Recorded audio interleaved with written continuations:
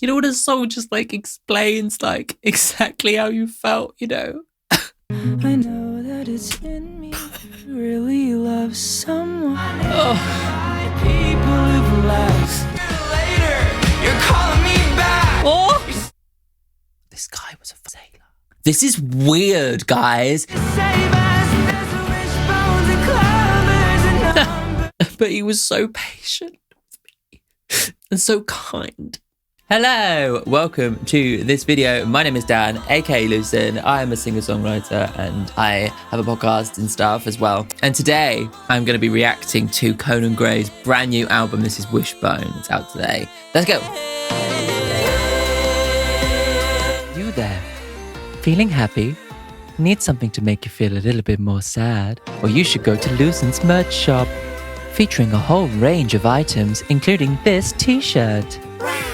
Continue to encourage Lucen's delusional activities by getting a band t-shirt from his recent Totally Real World Tour. Head over to his merch page for a range of sad items. Express your own emotional instability with the Crying Club tote bag. This will come in handy. Or you can cry into your morning coffee with the Crying Club crying mug. Head over to Lucen's merch shop today. Link is in the description. Being able to connect to your own emotions cannot be confirmed nor denied. Lucen would like to assure you that his world tour is totally real and not made up, and this band t-shirt is here to prove it. So, yes, you should definitely believe in everything he says. Goodbye. Hello, Conan fans. We're back with another album. And I am very intrigued to see what this album's going to be. To be honest, like, I've been a bit like surprised by the trajectory of this album. Obviously, I've got Found Heaven on the back. Found Heaven I was a big fan of. Like, it felt like it kind of came and went and not that many people were very hyped about it. And I was quite sad about that because I thought it was a really, really cool, like 80s throwback referencing nostalgic kind of thing. Me and my boyfriend are obsessed with it. We love it. Maybe that's just not what everyone's wanting out of Conan. Maybe they do want the heartbreak stuff. It just felt like a strange situation. I really liked it. I'm sure a lot of you saw my reaction to it. And I'm sure a lot of you saw my reaction to his first two albums as well, because you were the ones who made me listen in the first place. I just really loved it. Like, not only the bops, you know, like we have in Fan Heaven, but also like the true ballad, heartbreaking stuff. It just kills me. There's something about the way that he puts them together. Oh God, it's Astronomy was like probably the one that really killed me the most. But yeah, there's like a specific kind of like queer yearning that like Conan manages to capture on record that I just adore. And this album really seems to be leaning like full tilt into that aspect of it, judging by the first two songs. So I reacted to the first two songs for YouTube Shorts. So you can check out the YouTube short clips of those, or you can head over to Patreon and where I put the full reactions on there. And I must say, the two songs so far haven't really stuck with me as much as a lot of his other ballads have in the past. I don't know what it is. Well, I tell you what it is. There's one bit on Vodka Cranberry that just kind of kills me. And it's the bit where he goes, Vodka Cranberry. There's something about the intonation on it that really puts me off. But yeah, so I have a kind of mixed feelings about the output so far on the song side. In terms of the visual side, like the two music videos that I've seen, just a gorgeous storytelling, like proper cinematic, very like Call Me By Your Name, very like queer romance, kind of queer romance that like you just do not get in pop music at all. And we know that the album is going to be about this whole heartbreak, right? So I'm very excited to hear a pop star actually do a queer heartbreak album, because it just doesn't fucking happen. And it's actually kind of crazy in 2025. Now we've got like Muna and we've got Chaperone and we've got Boy Genius and stuff. But where are the male counterparts? I suppose you've got Troye Sivan, but like he's very much making stuff for the club now. Like he's very much pivoted towards like the Charlie XCX vibes, which is great. And I'm really glad that someone is doing that. But like, there are a lot of other gay boys out there who aren't club-centric, who are starving for romantic recognition in music. And so I love that Conan's representing that. It's just that the first two songs didn't really stick with me so far. But we've got another 10 songs and we've got the entire album as a story to experience. And I feel like I'm really looking forward to listening to the whole project because I want to understand the whole story. And I feel like the story is the key thing about this album. And maybe those two songs will make so much more sense in context with the entire story. So yeah, I'm really, really excited to get into it. And as always, I'll be getting into the lyrics and the production, really doing my kind of live analysis. I'll be doing deep dive into the story and everything.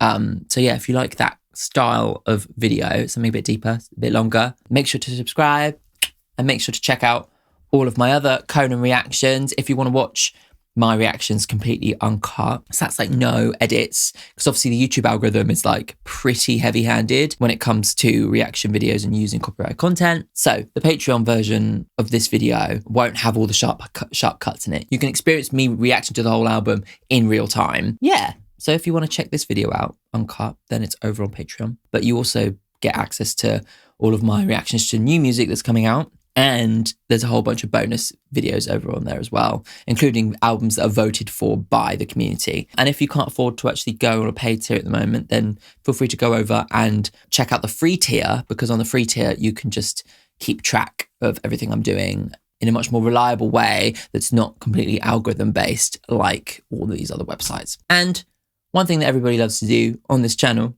is leave their top 5 songs from the album in the comments section. So let me know what your favorite 5 songs from this album are. I'll be telling you my favorite song at the end of the video, so make sure to stick around to the end.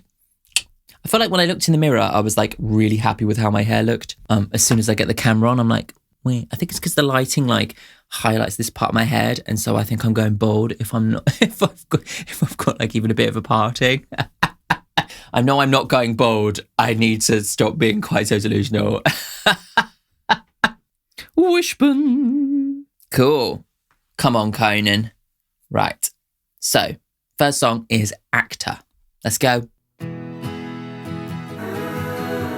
Nice. Love those like aching vocals. Oh. Nobody saw us with your sweatshirt on me. Cold check. When you left me in July, no, I didn't cry. Oh, yes. Church bells won't stop ringing while I spent it being erased. And I tried to hide it from go away. Let's pretend that you're a much better actor than me. No. Oh, God. Oh, Conan, fucking hell. Oh. I barely even know him. Oh, it's like he couldn't even get the fucking words out. Oh.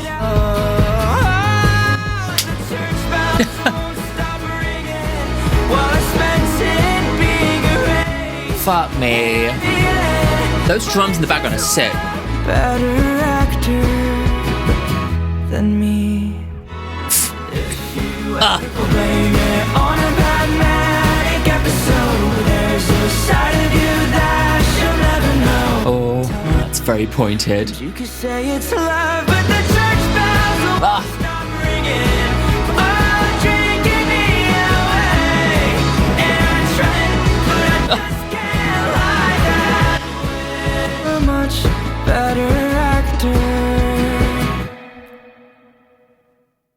Oh, fuck off. No. Oh, fuck. Oh, God. I know that he's done that before, the bitch. He like... Oh, God. Leaving it on that fucking hanging thing. Oh, God. Well, any doubts I had have gone. Oh, God. Just... There's something about the way that he puts shit in his lyrics that just is heartbreaking every time. Astronomy for me up until this point was like the beacon of that lyric writing, you know? But that one just is so detailed and yet so broad and so brilliantly like full of imagery, and yet he's telling you a story as well. You know, it's like really, really just beautifully put together in the lyrics. Oh. We could pretend it didn't happen, I agree, but you're a much better actor than me. It just kills me. Oh my God. And just telling this like heartbreaking story that like is immediately relatable, I think, to 90% of gay guys, because like, you know, dating in a pool of people who have a lot of trauma from, you know, being queer and growing up queer is a minefield. And for us kind of like empathetic, sensitive guys, you just get caught up in shit like this all the time. I'm like so happy that like I've found a legitimate relationship after all these fucking years. My boyfriend now is like the best, like just, you know, I couldn't ask for anybody better. He's the absolute one. But for so many years, it was like all this dating that was like these fucking guys who just didn't have themselves figured out, but instead of like being honest with you, they would just fuck off. You know, when I reacted to, I think it was this song, I told the story of one of the guys I dated when I was like 22, 23, who literally looks so similar to the guy in the music videos. Like, it's weird. It kind of freaked me out a little bit, if I'm completely honest. And he was like super confident and super like charming and super like, oh, I sail for this like yachting association. Let me take you to the clubhouse and all this shit. And then one day he just disappeared. You know, we'd seen each other multiple times. We'd gone out on really cute dates. And it was the first time I kind of actually had kind of like a proper, like a genuine romantic kind of thing. I don't think I realised like how quickly I was in it. And yeah, he just ghosted me. He just stopped replying to my texts. And then a few years later, I saw his fucking face on an advert on the tube because obviously he was fucking modelling for university. Yeah. I told this story when I was listening to The Subway by Chaperone last week when that came out. How I was chatting to my friend on the tube, looked over her shoulder and saw his face on an advert. It's like, fuck. Then I saw his face on the side of a bus. My God. Anyway, back to the song. The point being that like, this is like just a thing within queer dating. These guys who don't understand themselves, and rather than actually take the time to think about how that will affect everybody around them, they just act completely instinctually and selfishly and use you as some sort of experiment or some sort of like them reaching into their queer identities for the first time. Whatever way it is, they do not respect the other person, and it's not Conan's fault. It's not my fault. It's these people who haven't sorted their shit out, you know. But our sensitive guys end up being the heartbroken ones, you know. And so one song in, I don't know, like it's kind of creepy how much I relate to this, especially with the actor literally looking like this guy. Like, I'm not even joking. I'm obviously not going to show a picture of like of this guy that I dated because like that would be terrible. But like it's weird. Yeah, let me tell you, it's weird. And like, yeah, and Conan just has an incredible way of making these things feel so tangible that you can't help but like relate, you know, and put yourself into the story, you know. The other stuff I loved about that song that I feel like I was missing, and I think this is the thing, the things I felt like I was missing in this song of Vodka Cranberry were like the slightly more extravagant kind of production flourishes. And this one had those like driving drums just like hidden in the background. It was so subtle and really just gorgeously put together. I really appreciated the production, and huge kind of dynamic moments where it would kind of really take everything back to reveal the heartbreaking lyrics, you know, really good, just really well put together. Yeah, really great. This is going to be a hard album for me to get through. But I mean, to be honest, I've gone through it all and now I can be like, well, fuck all those pricks. It ended up great in the end. Like, oh yeah, all the sailor imagery.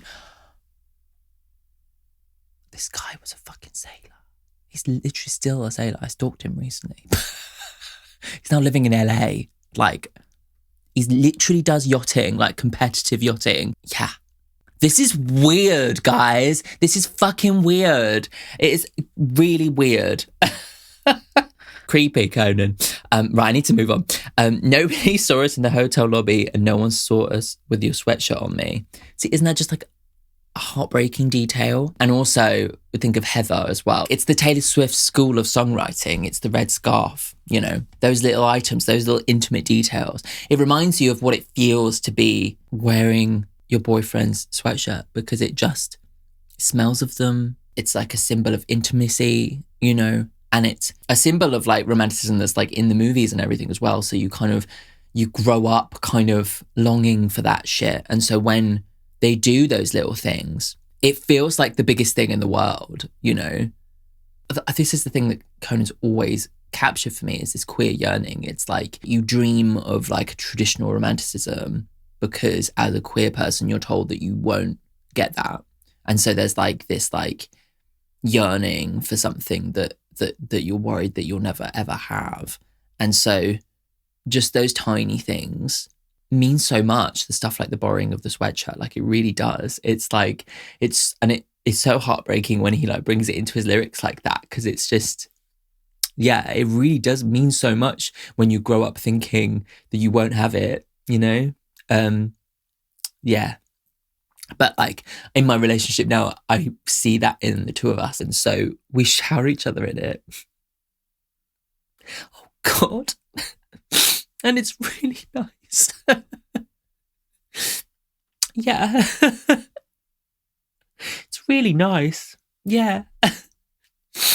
Like he had such a hard day at work yesterday. And I was like, even after all my drama at work, I was like, I'm going to go get him a treat. So I went and got like some nice crisps and some cookies and like made some dinner and like laid it all out for him. So when he got back, it was just like there. It's just like little things, you know, little romantic things. And he really, really appreciates it. And when he does stuff like that for me, I really, really appreciate it because we grew up thinking that we wouldn't get it, you know? Oh God, I'm only one song in and I'm a fucking mess. Oh, when my friends discovered you left me in July, no, I didn't cry. I kept the lie alive. I think the thing I kind of appreciate narratively about this song is that it's kind of telling you the end before the beginning, you know? It's like very much like a storytelling trope that's like used, you know, all the way back to like Shakespeare. You think of like Romeo and Juliet and the star-crossed lovers sonnet at the beginning, where it like basically tells you the entire play. And so you are intrigued to see where the story's going to go. How do we get to this place, you know? But the church bells won't stop ringing for an undead wedding day. Relationship was dead from the beginning, and yet he's still hanging on. And you spent the summer drinking while I spent it being erased. And I tried to hide the feeling, but it just won't go away. Let's pretend nothing happened. I agree, but you're a much better actor than me. You can practically hear him scribbling down these words on the page, you know, like writing these words into his diary. Right now, you are out there drinking. I can see that you're out there partying and having a great time. And you've just completely forgotten that I've existed.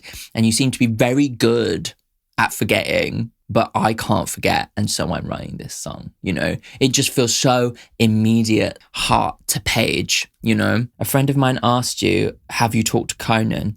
You didn't react. You said, I barely even fucking know him. You're saving your face, but you take it out on your nose. Oh, cut your nose off to spite your face, but saving face, very clever lyric. When you meet a girl on some TV show, there's a side of you that she'll never know. See, this is all very like, you could figure out who this person is. And it's clearly like the bisexual panic, you know. Tell all your friends that she's the one and you can say it's love. And that's the thing. That's the thing about us poor queer sensitive boys, is that we get used and abused. You spent your whole life drinking me away, and I tried to hide the feeling, but I just can't lie that way. You pretend that nothing happened, I believe, because you're a much better actor. And then he doesn't say than me and really kills me. Yeah, just gorgeously put together. I adore all the details, and it's just fucking ridiculously relatable. I need to get on to the next song because I'm going to be here forever. Oh, God. Okay, so the next two songs are the ones that we've already heard. This is this song. Yeah, if you want to check out my first reactions to these and the music videos, then go over to Patreon. They're on the cheap tier, don't worry. Cool, let's go. Oh, Oh, actually, this song is great. In the context of this album, it's just, this is so nostalgically drenched.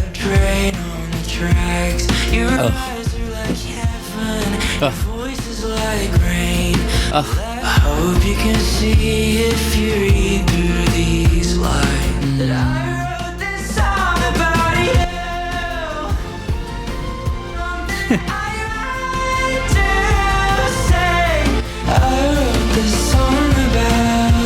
I haven't been able to say it out loud, and so this is the most literal, like, most direct way that he can say it, you know. She can't help but cry when she hears Elton John. He loves a bit of Elton John, you know that. My hands through the sleeves, the smell of your perfume. I wrote this song about you. Ugh. I wish you knew. A song that I wish you knew. This one actually kind of feels like, okay, so obviously we had the end at the beginning type thing, and then we actually go back to the time at which it's happening, right? Because it's like in the present tense. Don't believe in you might love me too. Apparently so. Yeah. See, the thing is that listening to this in order is just like, it makes it even worse, doesn't it? Because you know that he fucks him over. Oh, God. Now you know that I love you. Now you know that I love you. I love that. Oh, God. It's so interesting, isn't it? When you first hear a song, and obviously with the music video, I was like, I love the music video.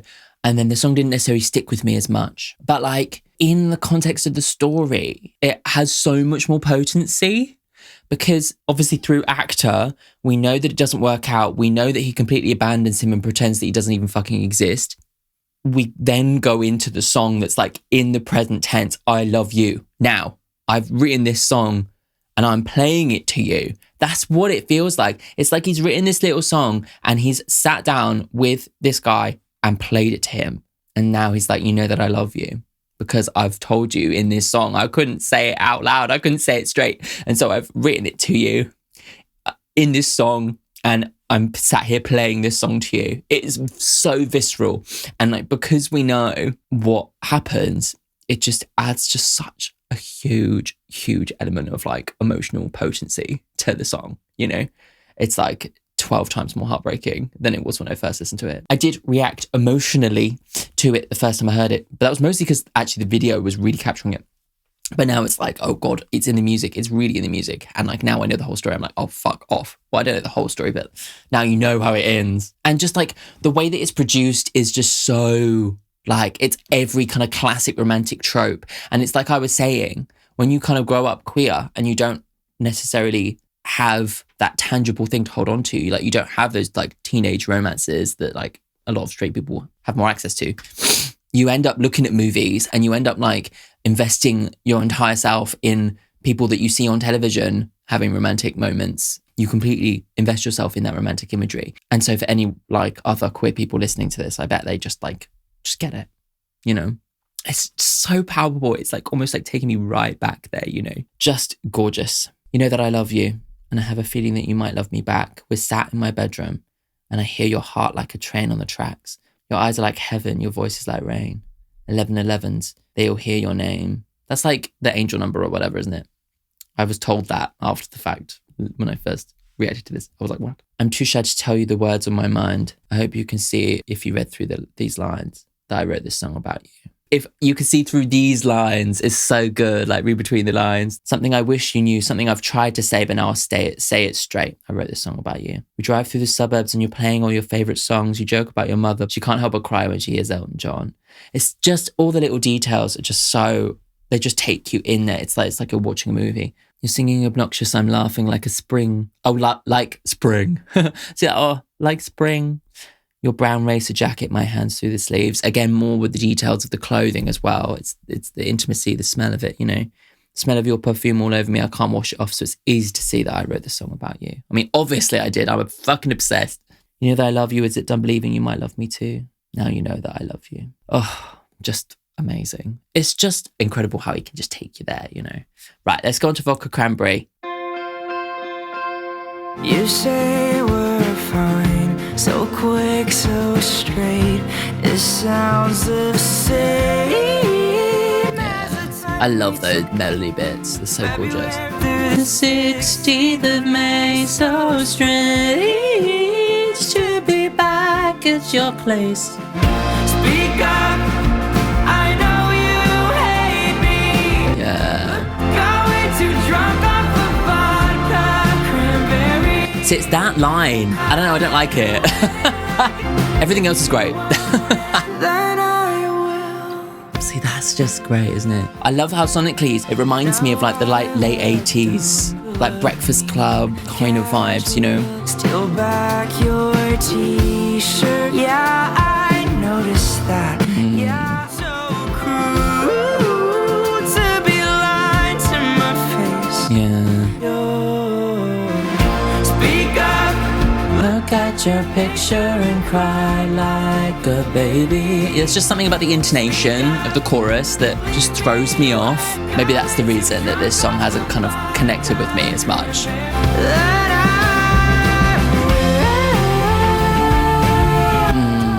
See, that melodic riff is genius to me, like, and the way that he returns to it, it's really, really nice.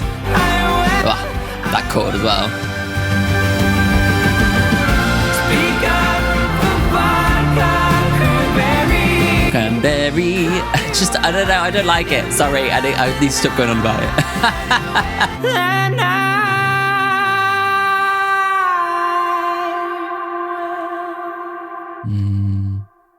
But it's like otherwise, other than that line, a gorgeously put together song. like just the production of it, like the references, that chord in the middle eight is gorgeous. The melody in the pre-chorus is gorgeous as well. Obviously, this intimacy and the detail of this like moment that happened between them. But I think the thing, right, I'm going to say this and then I'm going to get over it and move on. The thing that gets me about the intonation of that line is that it's not the way it's said, right? And most Conan Gray songs, the way that he sings it, and this is very similar with Taylor, like she makes sure to sing the words in the way that they are said, right? Because the whole point is that you understand the story. And so if something is like said in a way that kind of messes with the intonation, like if you say, I'm walking down the street, you say, I'm walking down the street. But if the rhythm of the line goes, I'm walking down the street, it just feels weird. And you can utilize that as an artistic thing, right? But like most of Conan's stuff doesn't really mess with that intonation. And so when he says, got way too drunk off the vodka cranberry, it just feels so weird to me. I just don't like how it sounds. And like you'd say vodka cranberry, right? I don't know what you say in America. Maybe in America it's like you actually pronounce the berry, but like just to put the emphasis on the berry, it just is like egregious. And it sticks out. The other hook, if you don't end things then I will, is perfect, right? But this like one line, it just makes me kind of, and makes me not click on the song again. Unfortunately, that's kind of where I've been with this song, is that like actually so much of it I love, but that line just puts me off, unfortunately. And it's such a silly thing, and maybe I'm just being an idiot, but like, it gets me. Anyway, I'm done. I've done my little bit of songwriting criticism, and we're going to move on. You say we're fine, but your brown eyes are green this time. So you've been crying. It's in the way you say my name, so quick, so straight. It sounds the same as the time we took a break, February 4th through the 16th of May. So that February 4th through the 16th of May, just is so February 4th through the 16th of May. Is that how you would say it? Sorry, but it just sings so gorgeously. So really nice. Yeah, and like the way that like he's almost like shutting off his emotions. You can actually sense this other guy in this situation completely shutting down his emotions. And so to say his name so straight is very, very, very kind of pointed. You know, it's like, I'm not gay, I'm straight. You know, what? Like, I don't even fucking know you. Yeah. Oof. So strange to be back at your place pretending that nothing has changed. Speak up, I know you hate me. Looked at your picture and cried like a baby. Speak up, don't leave me waiting. Got way too drunk off the vodka cranberry. It also doesn't rhyme. I feel like he just wanted to fit vodka cranberry as a drink into the song and like shoehorned it in. Sorry, I'm going to stop talking about it. Wailing, I called you up in the middle of the night, wailing like an imbecile. If you want to end things, then I will. So this is really like the moment of Conan actually confronting this guy, you know? Now I look dumb and you look mean. You casually steal back your t-shirt and your polo cap. Yeah, I noticed that. I noticed everything you do since the time we took a break. Everybody knows you don't love me the same. So cruel to be lying to my face because I know what you're too scared to say. Yeah, it's this idea that this guy is just completely shut down, completely ghosting him, completely not being honest at all. And it's like Conan reeling in the emotional devastation and like the manipulation and the cruelty of doing that to somebody, you know, like it's just completely blown Conan off his feet. Right, let's go on to the next one. Speaking of Romeo and Juliet, just saying, this is Romeo. Oh, hello. Okay. I have fun. I was out waiting for you, but now This kind of feels like a little bit Olivia. I know Olivia's his best friend, drawing on similar kind of 90s teen references. I was never treating you the selfish way that you treated me. Yeah. So you'll carry my shame for free. I drank your poison from your lips. I took that blade into my ribs. My will to live. So I hope you that when you got done, so I did all damn for what? You're no Romeo. Nope. Great. Nice. Egoist actor fronts. Sick. Looking back, I don't know why I got so up in arms about losing you by my side. Oh, this is the whole like in the moment of like a much better guy. like reassessing it and being like, you know, actually, fuck you. You were shit the whole time. You swapped away. Your last I was just your experiment.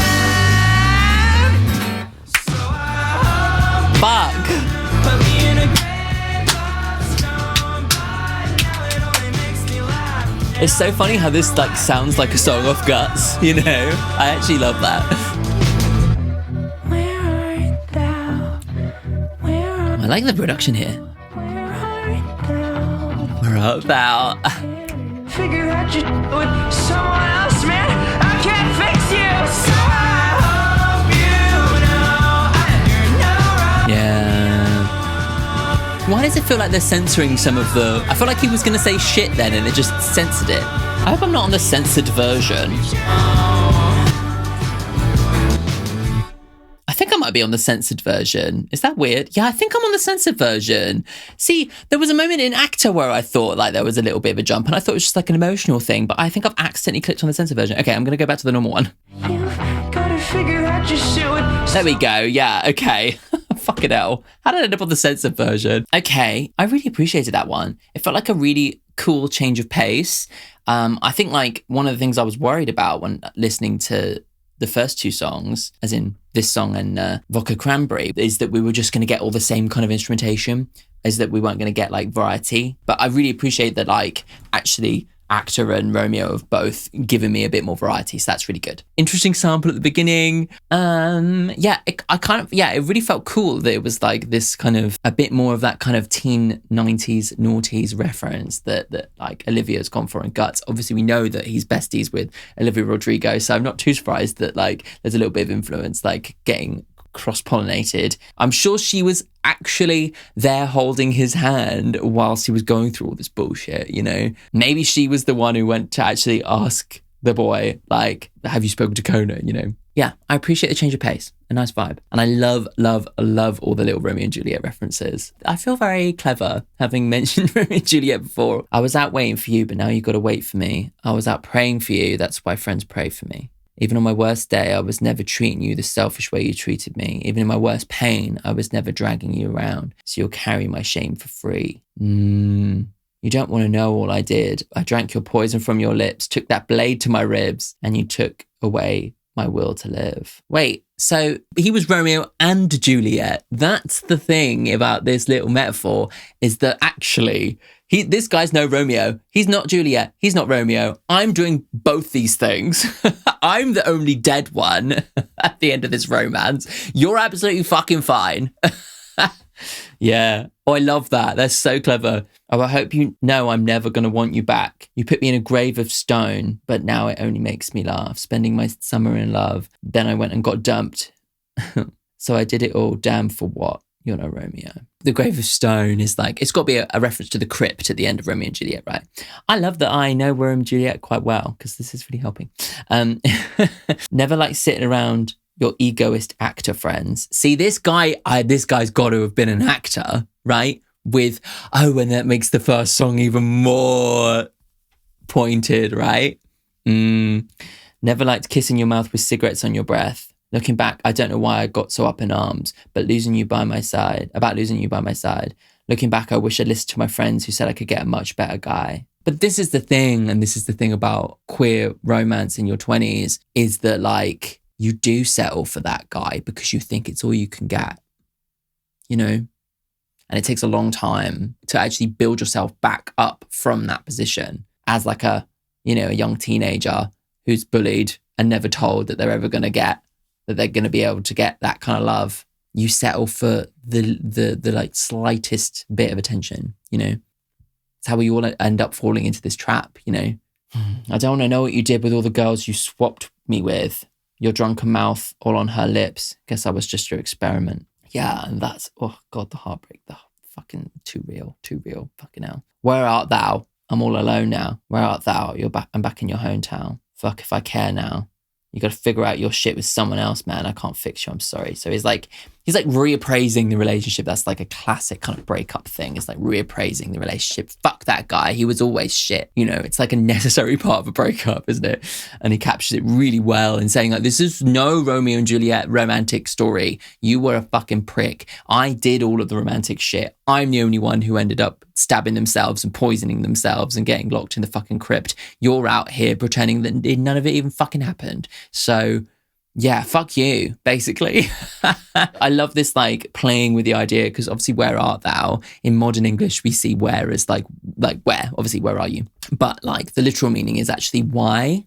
Back in Shakespearean times, where art thou, Romeo, means why are you Romeo? Like, why is your name Romeo? Like he's from the opposite family. He's from the family that like she shouldn't be falling in love with. So she's like, why are you Romeo? And I think he knows this and is therefore kind of playing with the fact that people will kind of read it both ways because he's like looking for him. So it's kind of like, where are you? But like, actually, if you think about like it in a deeper way, thinking about it in the context of like, why are you this person? Why are you lying to me? Why are you lying to yourself?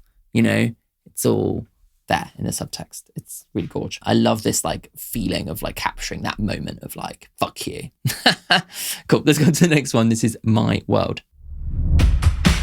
Oh, hello. Oh, nice.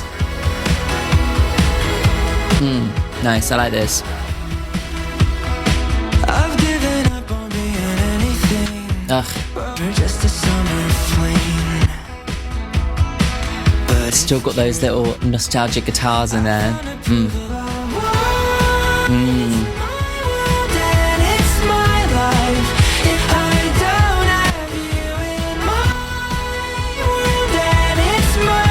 Yeah. Oh, I like this. Like,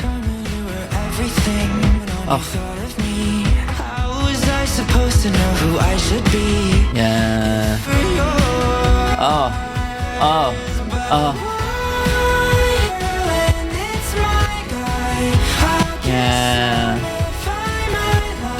Yeah. It really captures this feeling of like moving on, like trying to let go, you know?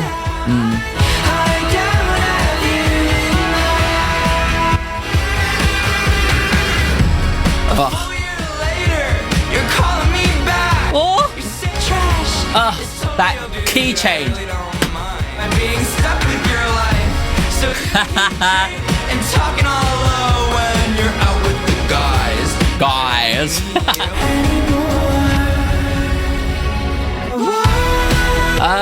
Okay. That mid-late was fucking amazing. I loved that. Complete key change was fucking amazing. Oh, obsessed.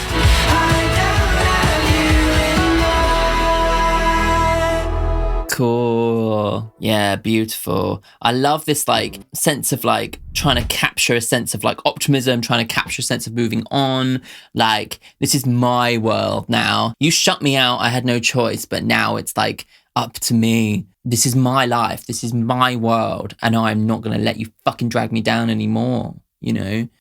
Yeah, it's great. Really love that. The only strange thing about it was that the chorus went back into the original key. Like, I loved the key change in the middle eight, and I feel like the last chorus should have stayed in that key. Like, that would have been really, really satisfying to me. But yeah, he chose to take it back down, which is a little bit weird, but you know, up to him. I've given up on being anything. Romeo, I do not need a referee telling me we're just a summer fling. But it's true. I found approval as a remedy. Every fucking person I would have to please. Maybe I got that from you. But why? It's my world and it's my life. It's my girl and it's my guy. I'll kiss him if I might like. I don't have you in my mind. It's my world and it's my time. I'll waste it how I might like. I don't have you in my mind. He obviously clearly does still have this guy in his mind, but he's like, you know what? I'm going to tell myself that I don't. It's manifestation, isn't it? Like, yeah. I also love the kind of way that the freedom in gender, he's like, I'll kiss whoever I want to kiss. I know he's never actually like come out officially, but yeah, it's got that kind of freedom in like, I'm going to kiss whoever the fuck I want, you know? There was a time when you were everything, all my self-assessment on your thought of me. Yeah, I couldn't tell you who I was before. So when you shut the door and shut the world of me, how was I supposed to know who I should be if I was no longer yours? Yeah. It's like that immediate moment after where it's like, everything that I've thought about myself has been through your eyes for a while. And so now I'm like, what do I do? A full year later, you're calling me back to say you're sorry for treating me like trash. Oof, it's totally okay, dude. I don't really mind. You've got your revenge by being stuck with your life. Ooh.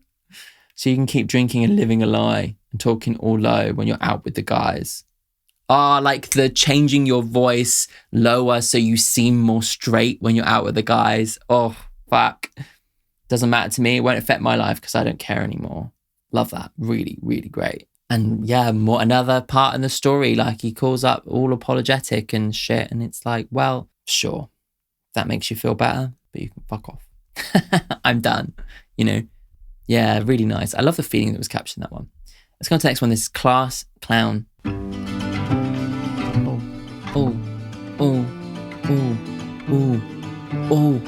Chromaticism. Turns like the limbs of a pine, trying to do it all with the biggest smile. None of fun, but this. That's fucking stunning.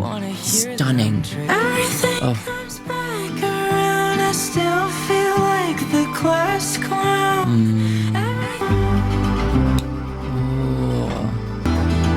I just adore that melody and the guitar. It's so beautiful. I learned while my father was barreling fists, I was laughing all. So he's looking back into his childhood, maybe trying to figure out how he got to this place. I can sort of just vanish. Yeah. Everything class clown. Oh. Everything is over now. I'll let my younger version down. Oh, yeah.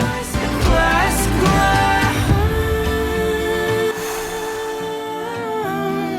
Oh.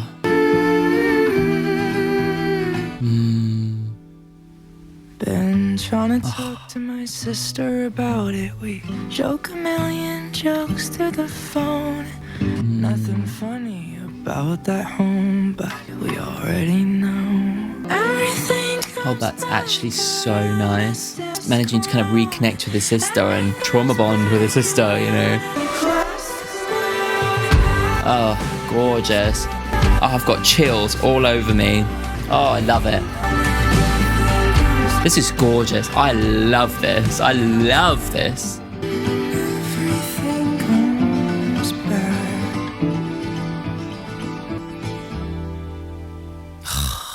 Perfection. Perfection. Oh, that was gorgeous. That felt like such a kind of proper gorgeous evolution of Conan's songwriting. Really, really nice. Oh, God. Like, the way that the guitar and the bass played with that chromaticism added so much character. The kind of, almost like the clown, you know, that you know, the kind of, ooh, slightly off kilter, ooh, you know. But it also adds this kind of sense of melancholy and this like slight sense of darkness, which when you consider like why someone might be a class clown, it's to like make other people kind of feel at ease around them. That's something I completely relate to. Moving through my 20s, I had to kind of understand where that kind of came from, you know, this feeling to make other people feel more comfortable around me, because my natural state of being certainly didn't do that, you know? And so it's like a response, you know, when you grow up getting called gay and fag and whatever, it feels as if, yeah, your natural state of being is like off-putting. And so you kind of stand off your edges, you make a joke out of everything, you learn, you adapt to like make other people around you feel at ease. You think why all these like super charming, super funny gay guys are super successful? It's because they know how to make other people feel good around them, you know? This is why you have so many gay comedians who have found so much success, and actors, and, you know, it's part of it, you know? And I feel like Conan's assessment of this is really powerful, because he's kind of like gone through this like horrendous breakup. It's almost made him feel like he hasn't even grown up at all. You know, he's like, I'm still a child. Everything's come right back around. I'm still that teenager who's like trying to make everybody else happy, you know? Yeah. And it's so fascinating. I really love how this album has moved from like an assessment of the relationship into like internal assessment, you know? It's like, how did I end up getting caught up in this kind of bullshit relationship? And maybe it's because he acts in deference to other people, right? He puts himself down. He is self-deprecating, you know, and because he has a lower opinion of himself to try and make everybody else happy, you know. He puts himself down, non-threatening, right? And when you're in that place where you've put yourself to such a non-threatening place, people take advantage of you. And that's exactly what's happened, you know. This is like an autobiography for me. This album, I'm like, I get it intimately. Oh God, growing up didn't go how I'd liked. It twists and turns like limbs of a pine, trying to grow on earth that writhes, and do it all with the biggest smile. Yeah, half my friends barely know who I am. Men don't want to hear that I'm trailer trash. It's a heavy topic for crystal glass. I'm not sure what crystal glass is. Maybe like when you're having a drink. So it's like this idea that he's kind of got this like full face of makeup, clown makeup. It's like protection, you know. He's not giving people a true sense of who he is, you know. Everything comes back around. I still feel like a class clown. Yeah, really great metaphor, you know. Take your pick, be laughed at or laughed with. Exactly. While my father was barreling fists, I was laughing all the way through it. Yeah, so it was his coping mechanism, not only his queer identity, but actually it seems mostly in this song he's revealing it to be a coping mechanism because of his family situation. You know, obviously the way I relate to it is like, it was the school situation, it was the bullying and stuff, you know, that was how I developed these things. But with Conan, it seems to be like he developed this coping mechanism through his family. Now the blondies are clutching their ribs from my latest joke, from my old bag of tricks, yeah. But there's this beautiful moment in it where I can just sort of vanish. Isn't that just like really stunning? Really sad, you know, as well. Really clever, vanishing, magic tricks, you know, clowns. But also just like really heartbreaking that like he felt the need to vanish, you know, and this was the way that he would do so. You know, it's like if people are all laughing at something I've said, then they don't actually know who I am. You know, it's classic kind of, this is how comedians end up the way they do, you know. Oh God. Like if I get older now, I let my younger version down. And if I stop laughing, all the blood would just start pouring out. Wow, that's dark, hey. Been trying to talk to my sister about it. We joke a million jokes through the phone. Nothing funny about that home. But her and I, we already know. And that's the beautiful thing about this song, is that he reveals that like the way to deal with his trauma is actually to connect with his sister, because his sister went through the same thing. Like they have a unique bond in that way. And maybe like they can kind of help heal one another, you know, because they both get it. And I love that as a twist. Oh, I love that song. That was gorgeous. Really, really nice. Okay, let's go on to the next one. This is Nauseous. Gorgeous brushed acoustic. You just wanna dance. Feels like a final act. Oh.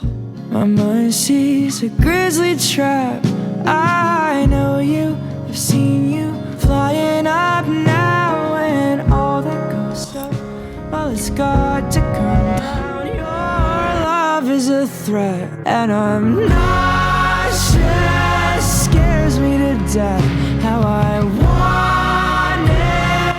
Not coming on it by people who've left, so you scare me. Oh my god, I'm covered in goosebumps.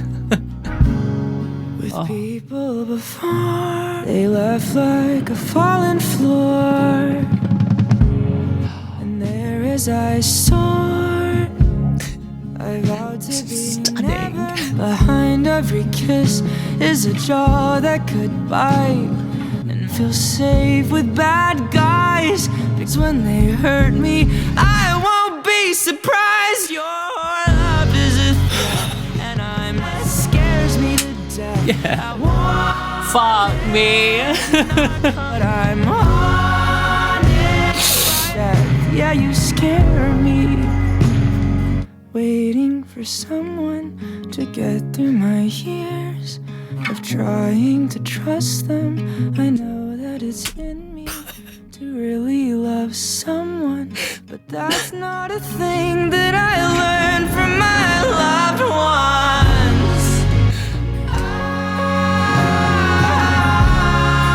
Your love is a threat, how I want it. It's not common sense, but I know people who've left, so you scare me to death. Yeah, you scare me.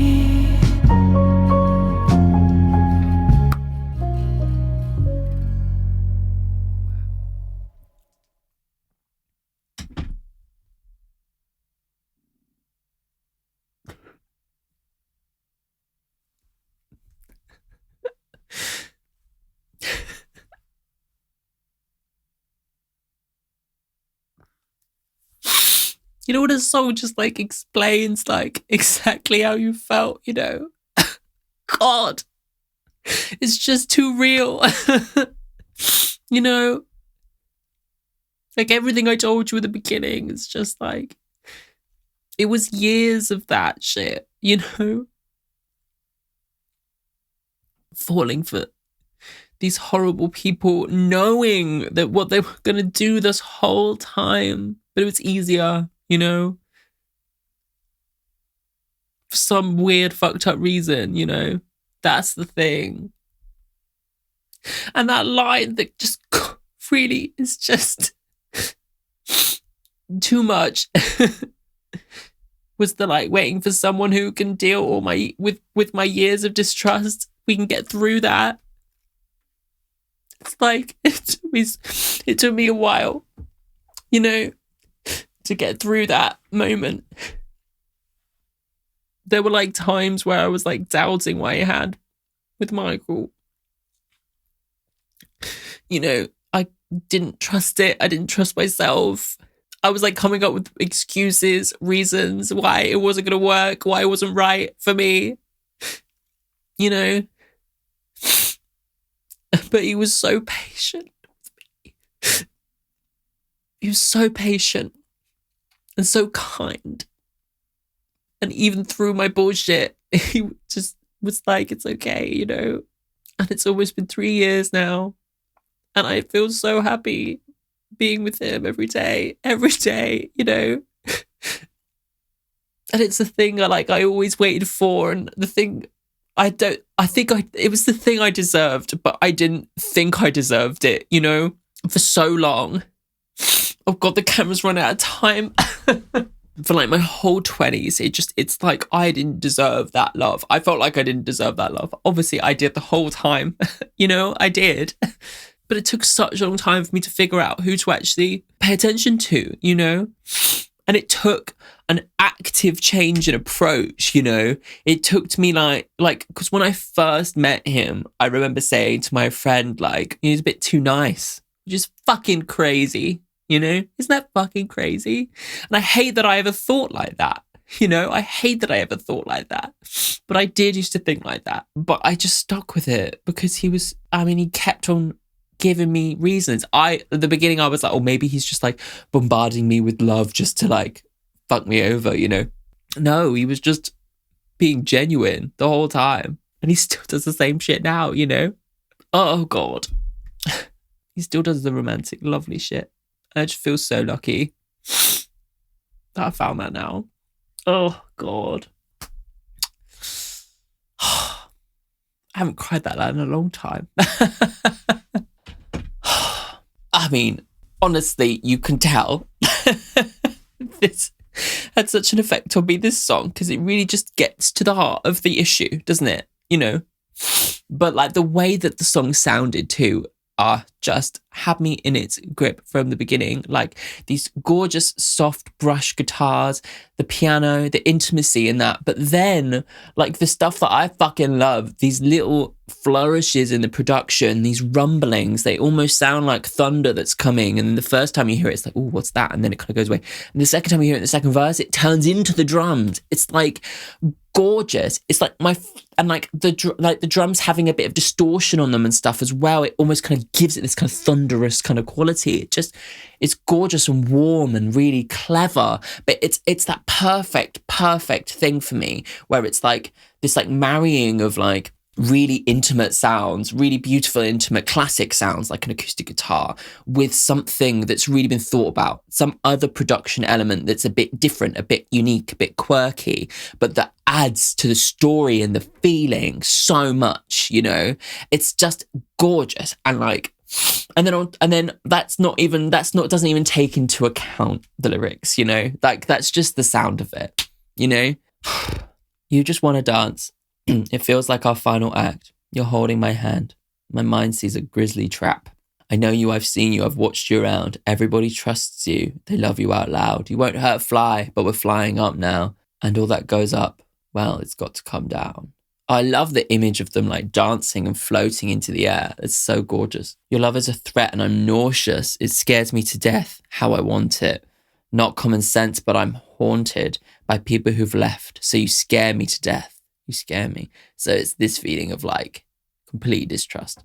With people before, they've left like a falling floor. And there are, as I've soared, I've vowed to be nevermore. The idea of falling in love, but free falling in the visual, you know, it's really good. Too trusting and loving, depending and kind. Behind every kiss is a jaw that could bite. Maybe that's why I feel safe with bad guys, because when they hurt me, I won't be surprised.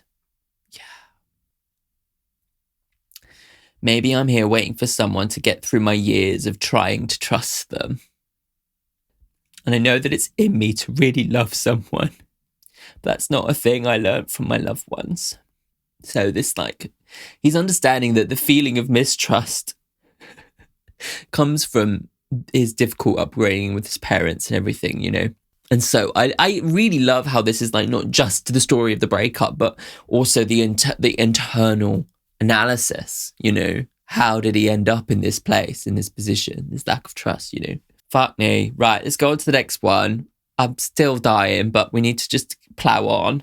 I need to sit in these feelings for a bit longer, I think. I was going to have a break and I'm like, no, fuck it. Let's just sit in the tears and let it go.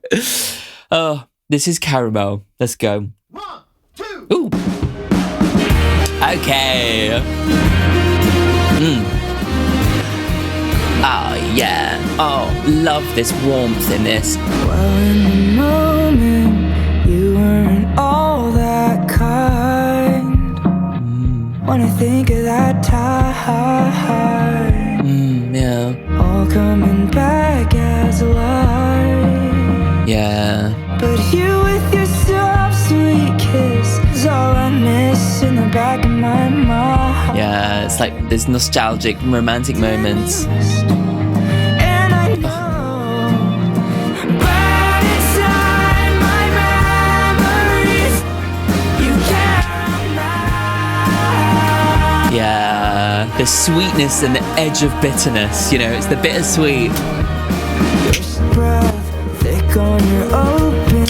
I love the kind of soft rock vibes that have kind of made their way into this album. It's really cool. You can act real cool 'cause it's over now, but man, you cried when it all went down. And Ugh. knowing that I was the reason that I was fucking losing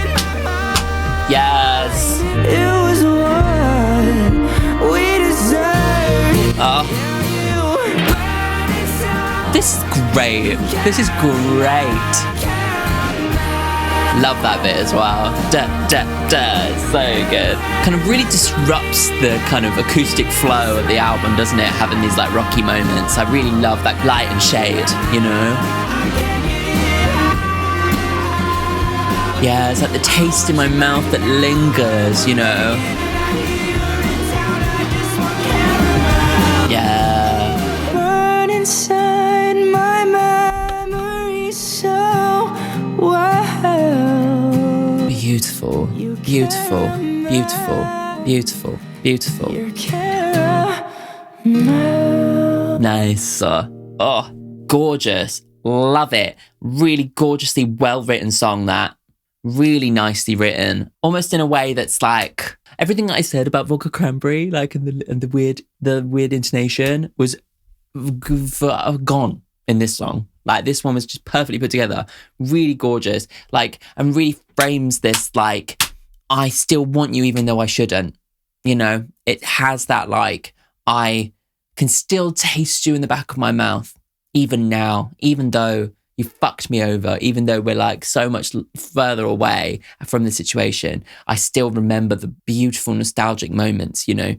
Oh, so gorgeous. But I love the way that caramel represents something that's like both sweet but has that kind of burnt feeling to it, right? Something that was sweet but it's been burnt, you know, and it's still lovely, it's still great. It's maybe even better because of that burnt taste, you know.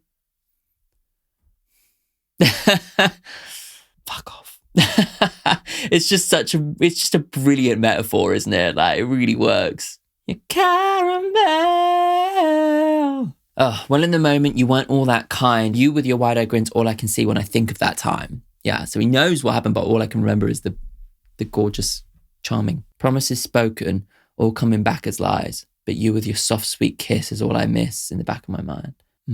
Did me wrong in the past, I know it was bad. But you burn inside my memory so well. You caramel, your caramel. The burning. The way you make caramel is that by almost burning sugar, right? And so that's the fucking beauty in this metaphor, is that like they still burn in his head and it's so beautiful and delicious, but it's burning, you know? And it's like you can't help but like revel in those memories because they still feel so good to remember, even though you know that it was fucked. It's just perfection. Your cigarette breath thick on your open mouth, maple and amber clouds and coffee grounds when I think of it now. All the smells, the details. Oh, and all the nights with your friends around ignoring me so they won't find out. Ugh, God. You can act real cool because it's over now, but man, you cried when it all went down. And no one believed me. You gaslighted my feelings till you had me thinking that I was the reason I was fucking losing my mind. It was love at the worst. It was what we deserved.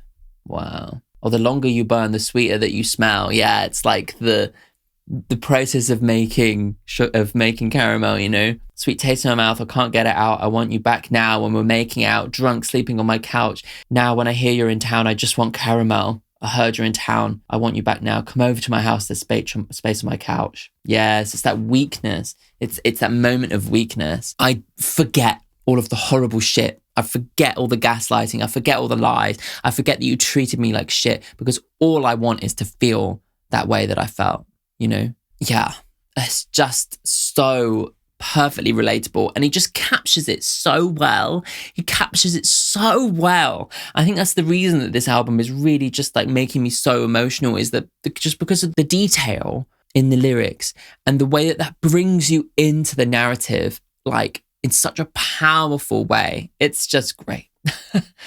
Oh, God. Okay, let's go to the next one. This is Conan.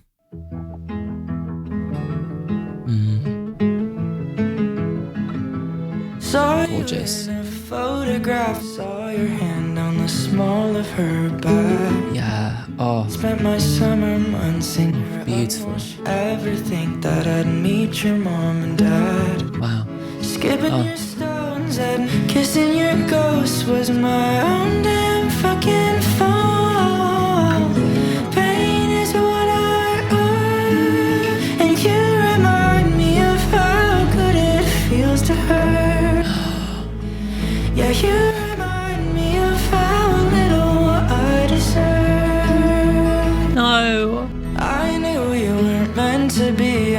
Texas sky's height, but you're trying things, so that's everything I need to break apart my own heart again, validate the worst thoughts inside my head. Yes! I've never had an album that just completely spells out exactly how this all felt, you know? With my own damn fucking fault. Yeah.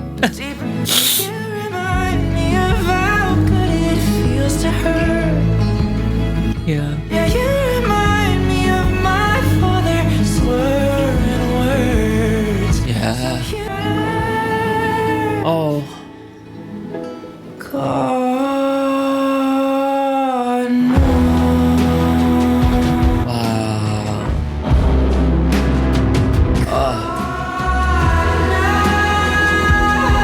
Is that his name? It's not. Wait a second. You know, this is making me think of a certain actor. Although he didn't have brown eyes, so maybe not. But he's now going out with a brunette. He played a character called Conan. Maybe. I don't know. Wow. Wow. Cool. Again, with that like gorgeous, like perfect romantic, you know, instrumentation, and then throwing in that production quirk that just adds so much kind of like darkness, pain, but like uniqueness, creativity to it. I just love. And just that song was just fucking stunning. Again, stunning. My God, like it is just so powerful when you hear something that just hits you in the heart so directly, you know? And it's not what I'm going through now, thank God. But at the time, you know, this is exactly how it felt. And I remember my best friend, Swifty Bestie, her telling me there was a point at which like I was in the middle of one of these situationships. I was breaking my heart over somebody that was very upfront with me about not wanting to get involved. And she was like, do you think that you do this because you think you deserve it? And like, I just remember my like mind just like being like, oh, shit, maybe I do, you know? It still took me a long time to figure it out after that, but yeah. And that's like spelled out so specifically in this lyrics. It's like really powerful shit when something really just hits you like this. I think the last album that really spoke to me in this kind of way, person to person, was Sam Smith's In the Lonely Hour, which came out when I was in my first lonely hour, in my first heartbreak era with a straight guy, you know. Thankfully, he never experimented with me. Jesus Christ, that would have made everything 10 times worse. But like, yeah, it was still fucking bad.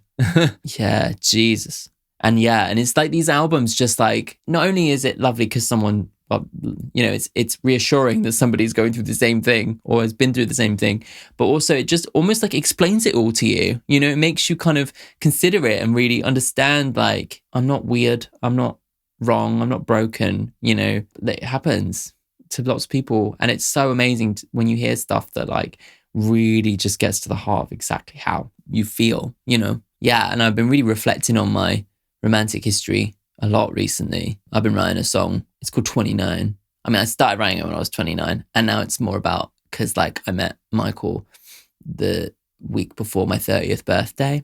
And so I thought that was really beautiful to continue writing this song. You know, it's like I'm still alone at 29, you know, I still haven't got my shit figured out, but it's like my way of like trying to piece through my 20s and understand like why the fuck I went for all these guys and why I'm still, you know, figuring it out. Yeah. And so I've been thinking about this kind of stuff a lot recently. So it's really powerful that like Conan's like thinking about the same shit, though he's a bit younger than me. So I'm more looking at it in the rear view, you know. Oh, I saw you in a photograph with some brunette girl in a head bat laugh. And I almost heard when I saw your hand down the small of her back, you were never outside with me. Spent my summer months in your unwashed sheets. And I know it's dumb that I'd never, ever think that I'd meet your mum and dad. So it's like, he knew that like he was this guy's dirty secret, you know? And like, we never even went outside during the summer. We were always hidden because you didn't want to be seen with me. Maybe it is Paul Mescal. Is he secretly gay or bisexual? Because now he's with Gracie Abrams, the brunette. The only thing that's throwing me off is that like Conan's described him as having brown eyes. Maybe that's on purpose to like not Because this song is called Conan, and his like biggest breakthrough character was character was Conan. I don't know. Skipping your stones at my window in the dark, kissing your ghost was my own damn fucking fault. But deep in my bones, I know pain is what I earned. You remind me of how good it feels to hurt. Yeah, you remind me how little I deserve. See, this is just so heartbreaking to hear him like writing this song completely in these feelings, believing that this is what he deserves. You know, this is what I was saying earlier. When you kind of grow up in this kind of way, you do get to a place where you think you deserve this shit. And he's like spelling it out here, you know. I knew we weren't meant to be. I'm from Texas skies. You're from London streets. So yeah, I suppose actually Paul Mescal's from Ireland, but he still probably lives in London, right? I don't know. I want to know what your theories are, or if it's been confirmed. And I'm not your type, but you're trying things. So that's everything I need. To break apart my own heart again. Validate the worst thoughts inside my head, that I'm not worth shit and I'm better dead. Who's the victim in the end? Yeah. And you remind me of how good it feels to hurt. You remind me of how little I deserve. You remind me of my father slurring words. So you remind me of how little I deserve. And that's the thing about this album that really adds that extra layer is that Conan understands that this comes from an alcoholic father, you know? And it's like unpicking and understanding the reason why he feels like he deserves this pain. That's the extra layer that's really powerful to me. He's not just in this place thinking, you know, I deserve shit. And it's like, I deserve shit. One line. It's because of my dad. It's my dad, an abusive, neglectful father. I just clicked on Genius and it says, is this a reference to the character in Normal People? I'm like, maybe. That's what I think anyway. I mean, it's kind of a similar kind of story to Normal People as well. Like this kind of pretending they don't exist because they're not cool kind of thing. It could be just a reference to the character. Maybe he sees himself in, I can't remember what the girl's name is in Normal People. Yeah, maybe he sees himself as her. And maybe that's more why there's that reference. But I don't know. Maybe. Everyone do some sleuthing, please. Is Paul Mescal secretly gay? Okay, let's go to the next one. This is Sunset Tower. Ooh, nice. Oh, nice. Very nice. Heard you're in the city, you felt like total shit. Won't drive around talking about it, we hate this place. Lucas says you're dating again, getting all your news through a friend. Oh, yeah. Don't tell me. Cut yourself off. Yeah. I'm lying to myself when I say that's what I want. Part of me just wants to improve. It's turning me to. I love the way he captures the indecision, you know. You've got a messed up head and you need some space. Yeah, that's clear. Go get some help. But don't tell me. Yeah, I don't need to fucking know anymore. It's not good for me, you know. I wonder what the Sunset Tower is. I wish you the best, but hope that you die. Yeah. London. I wonder who this was. I want to know. Tell me who it was.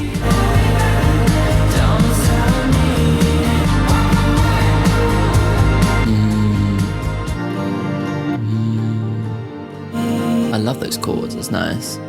Oh, God, the smoothness with the acoustic guitar in it. Gorgeous. Ooh, that little bit of the beach at the end. Like, I wonder whether that's like a specific memory, you know, that he's kind of hung up on. Yeah, I really liked that. I love the vibe of that one. Really nice. And I really like that, like, we got to this point in the story where he's like, I don't know what's best for me anymore. And so I just need you to just not talk to me. I just need to not have any communication. Cut them off, you know? Heard you in this city. I felt like total shit walking past the Tower Hotel. I used to pick you up after shooting all day. We drive around talking about how we hate this place. Lucas says you're dating again. It's horrible. Getting all your news through a friend.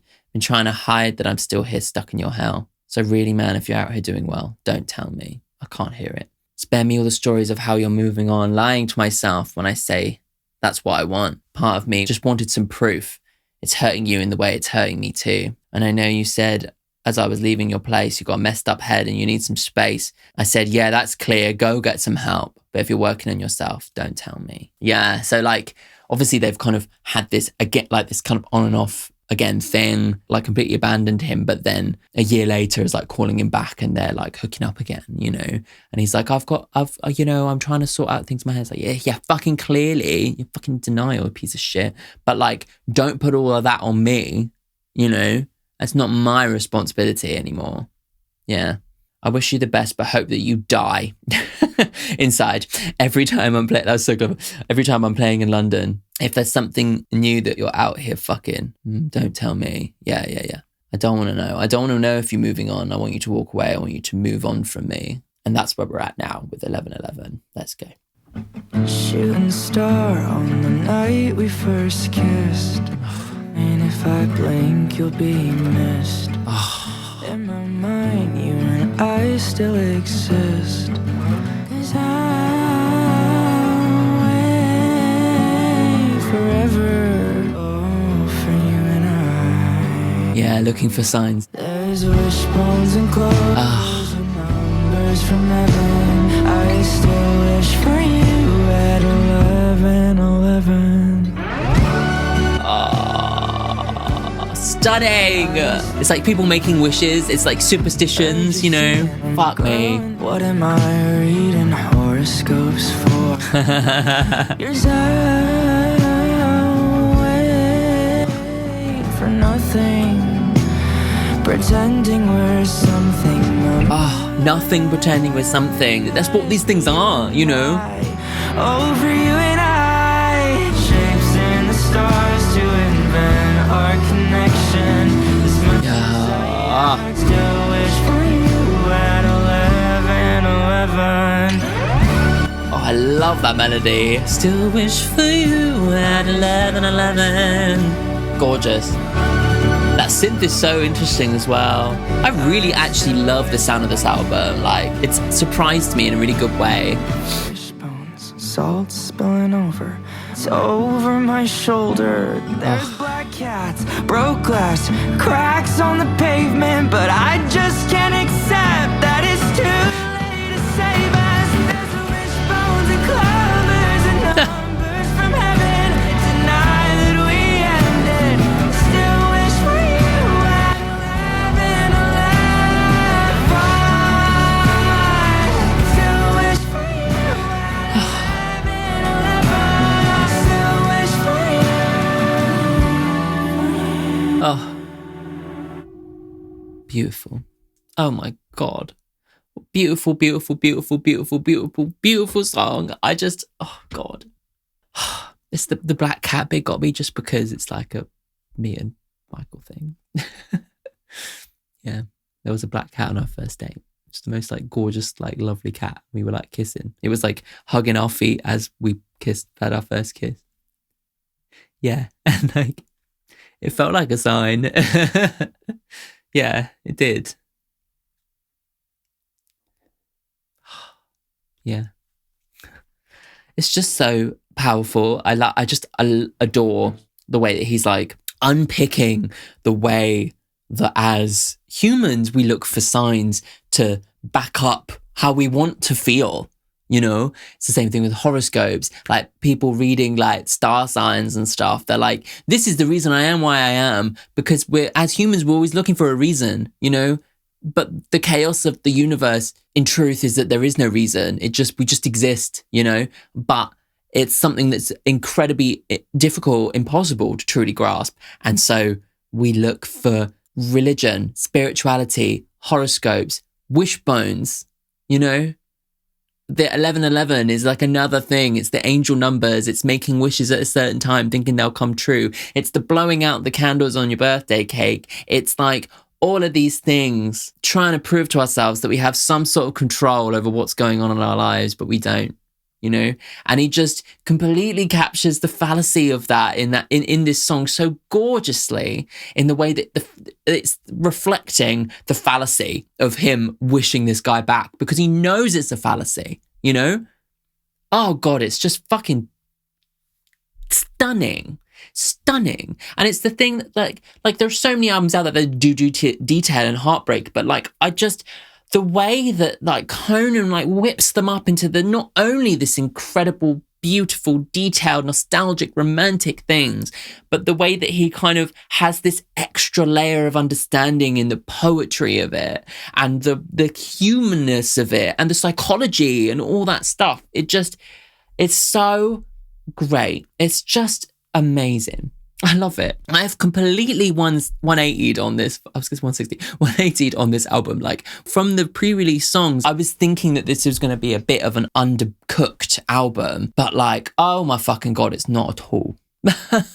Not at all. Shooting star on the night we first kissed, like a sign. If I blink, you'll be missed. See, that's like the layers in that. In my mind, you and I still exist. It's a thought that is dangerous. Yeah, because I'll wait forever. I won't look for better. I'll find signs for you and I. Oh, for you and I. Well, there's wishbones and clovers and numbers from heaven, shapes in the stars to invent our connection. It's just so clever and it's so poetic. It's so gorgeously written.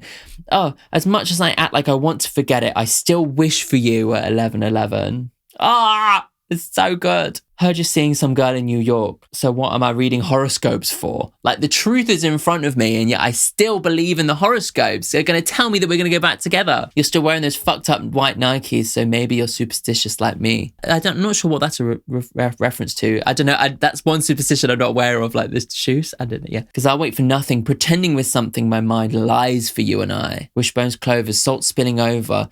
Why don't you come back? That shit over my shoulder. There's black cats.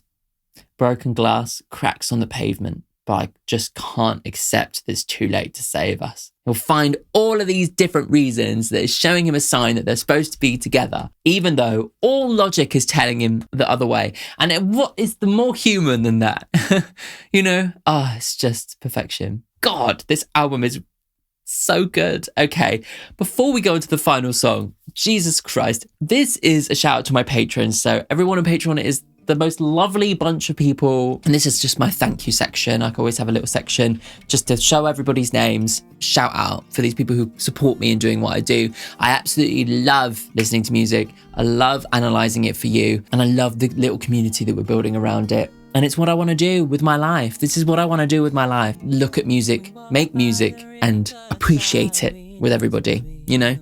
And so if you want to support me in my future, in my career, then consider heading over to Patreon or getting some merch. You can get a mug with my crying face on it.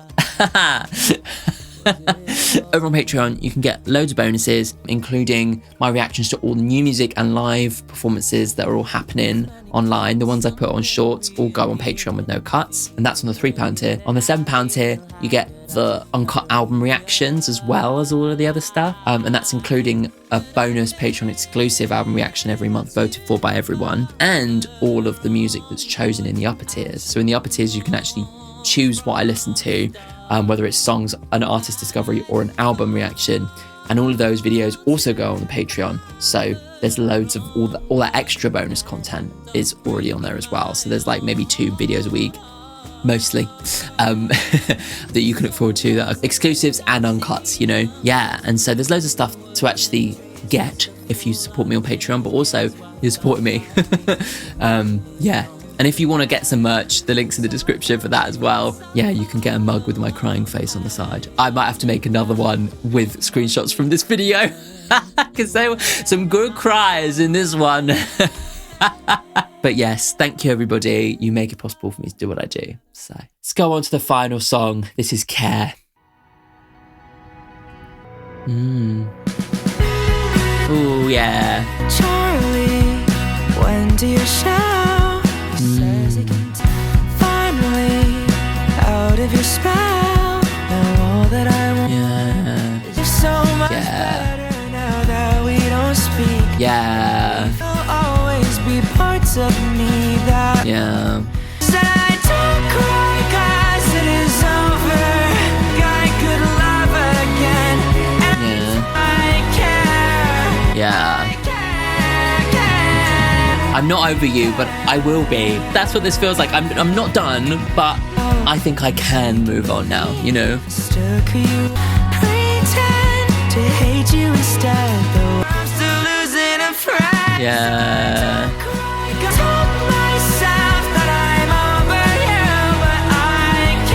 I love the melodies in this. I love the way he's using his falsetto as well.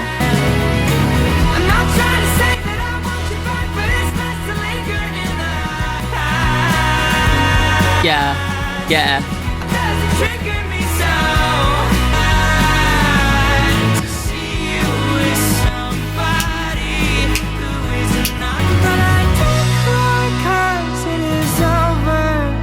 There's the word chords are killing me. I love it.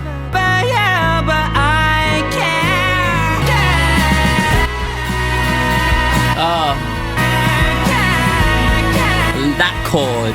It's moving on, you know. Gorgeous. Oh my God. Just throwing in that extra chord at the end, like that borrowed chord, was just such a genius move, because it's like, I am moving on. I am going to a new place harmonically, and I'm going to a new place emotionally. You know, it's just very subtle, but really gorgeously put together. And I just love to end the album on a place of like, I've been lying to myself. I was never over you. I couldn't get over you that quickly because you meant too much to me. I care too much. This is the truth, you know, is that I still do care. But one day I'll be able to not cry and feel shit about it anymore, you know? It's like I finally have faith that I can move on from this. I'm not over it yet, but I will be, you know? And it's just, I love the feeling that it's like effervescent, it's like freedom, it's like letting go. But the nuance in it is that it's not like, I'm free of this, ta-da, I'm fixed. It's like, I'm still broken, and it's going to still take me a long time to get my shit together. But the freedom comes from this feeling of like, I have hope, you know? And it's just so fucking gorgeously captured in the sound of the song. Oh, Charlie went to your show, says he can tell that you're doing well, finally out of your spell. Now all that I want is just to move on. So finally he's like taking this step further. Life's so much better now that we don't speak, and we felt like strangers in February, but there'll always be parts of me that are yours. And I don't cry because it's over. I just don't feel like I could love again. And I told myself that I'm over you, but I care. My fault for making believe, mistook who you were for who you could be. See, this is like, and it's just the way that he outlines these feelings just is exactly how I felt when I was this age, you know, when I was going through these things. It was like, you could be the person. There's like glimpses of the person you want. And so you just fall in love with that person and ignore the truth, you know? Pretend to hate you instead. I won't miss being your lover. I'm still losing a friend. I just love this feeling of he's finally getting over it, you know? I'm not trying to say that I want you back, but it's nice to linger in the past. So it's good to know that you're not attached, but why does it trigger me so bad to see you with somebody who is not me and you're happy? And it's a really powerful way to end it, because he doesn't like tie it all up in a bow, but the way that he is like, this is the hope, this is the bit that I can move on, is the most powerful, realistic way to actually end the album, you know? And that's the thing that like the whole truth of this album is, because it's so raw, because it's so true, because he's so in the moment in every single song, it comes across so truthful, so real, you know? And it's like, I think this is why I connected to it so well, is because there's absolutely no guard, there's no hiding anything, it's just completely all out there. And so it feels like how it felt to go through all that shit, you know? And that's why it hits you so hard. But then on top of all of that, not only the story of it being so palpable and so detailed and so well put together, it's like the music of it I love as well. Gorgeous melodies, really fun little vocal flourishes, and like some really interesting musical stuff that goes on, a few funky key changes, some borrowed chords to kind of add that extra spice, to add that extra level of emotion and extra level of storytelling into the harmonic movements of the album. But then also the production of it as well. It kind of focuses mainly on these kind of like super uber romantic sounds, you know, really classic Hollywood romance, you know, but he makes sure not to let it languish in those sounds. He makes sure to push the creative boundaries at certain points so that it doesn't just feel like he's resting on his laurels and doing like reductory sound design. he's actually pushing it in new directions and in ways that enhance the storytelling. You know, there's the low rumblings, the interesting sound effects, the slight glimpses of like, you know, situational sound effects like the seaside or whatever. Like it's all very subtle, but like it really adds to the texture of the album and takes it to a new place for me that is beyond the kind of romantic soft rock vibes. You know, it takes it into somewhere a little bit more detailed and a little bit more considered, and it adds to the story, you know. And so, although, like, I wouldn't necessarily say every single song is perfect, like Vodka Cranberry, for instance, but, like, the way that, like, the whole thing is put together, the power in it is just so amazing and so human because, you know, like, I think at the end of the day, if the album was perfect, it would then lose an element of the actual human quality of it. And I think that's its most powerful strength. And so actually, even though there are a couple of songs on there that I'm like, okay, the fact is that I don't think you'd have the heights if it wasn't completely raw, you know? And it, with the stuff being completely raw, that means that maybe some of the songs don't actually come off as well because they're less edited. But the less editing gets you to the heart of the truth of the matter. And that is the most important thing about this album and the thing I love about it. So, you know, I wouldn't change a thing. God, it's his best album.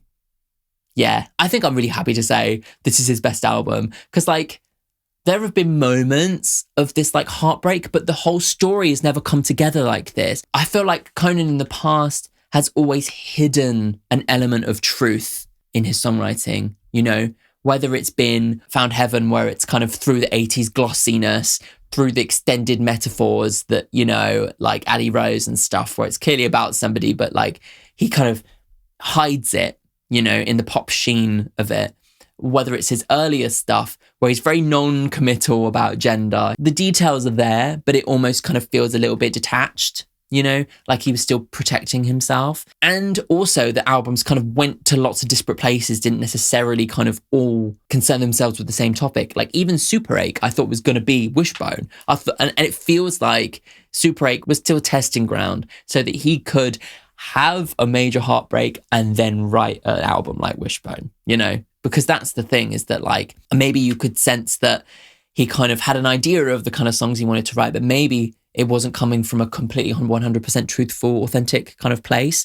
And that's the thing that's clicked into place with this album is that like it is coming from the heart, is ripping it out and splattering it on the page, you know, and the fact the whole album is so consistent, like really nice, consistent song lengths, 12 songs, proper classic album length.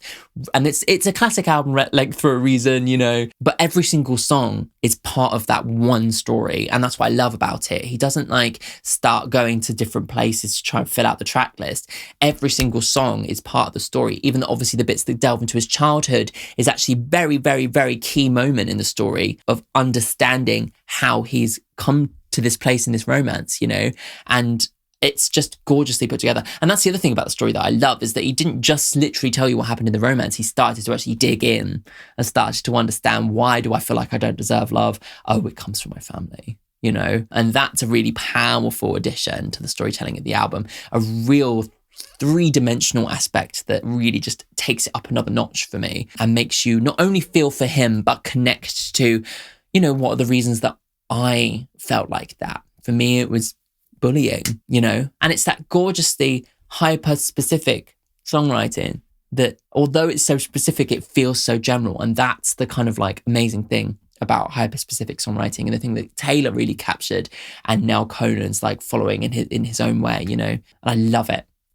Love it. What is my favorite song? It's really, really hard because as a whole project, it works together so nicely. I think I'm going to have to go for Nauseous though, because that was just the one that just boom, boom, boom, boom, boom, really just smacked me round the face. That or Conan, I think, or 1111. They were my top, I'd say, at the moment. But yeah, I'm going to say, yeah, my favorite one is Nauseous. Oh, and Class Clown as well. Oh, I loved that. But yeah, I think I'm going to say Nauseous because that just kind of was just so hyper specific and really just struck me. Oh God, I've really loved experiencing this album. And I can't wait to see what all you guys think about it. I hope that you guys have taken it in the same way that I've taken it, because like I can't wait to discuss how much we love it. Let me know what your top 5 songs are. Can't wait to hear those as well, because I reckon we're going to be a bit different. Yeah. Oh, thanks, guys. Yes. Okay. So if you haven't checked out any of my other Conan Gray reactions, there's a playlist here. If If you want to check them out uncut with no edits or anything and be part of the community, my Patreon is here. Cool. Thanks, guys. Bye. Now I've got to hydrate. I need to hydrate.